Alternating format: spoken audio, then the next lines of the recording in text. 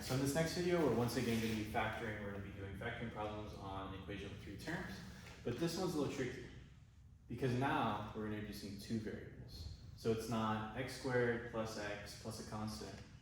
Now we also have y and y squared. So it may look a little scary at first, but you're just still doing the same procedure. So this is what we do. What do? When we have 3 terms, we have to factor it, you make an x. So once again, we're going to make an x. On top is going to go a times c. On the bottom is going to go b. So on top, 3x squared times 8y squared, that is just 24 x squared y squared. On the bottom are b, which is negative 10 xy. And so the trick I taught you in the first couple of videos is, and the reason I was doing it was kind of anticipating this problem where the variables get a little kind of scary if you're trying to think about the variables. And so we're trying to think what goes here, what goes here. This and this need to multiply to become this, and add to become this. So it's kind of complicated if we're trying to think about the numbers and the letters. So let's just address the letters first. We know that the letters, the variables on these 2, is going to be whatever variables are down here. So it's going to be xy, xy. So we're going to have something xy and something xy. So now we can just move on to thinking about the numbers. So what 2 numbers multiply to be 24 and add to be negative 10? You should think.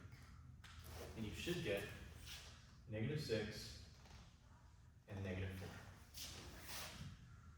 And so once again, with these problems, just like the problems from before, we did this so that we can split up that middle term into 2 different terms. So this becomes negative 6xy and negative 4xy. So now, over here, we can write our equation, which is 3x squared minus 6xy minus 4xy plus 8y squared. So we can make a box.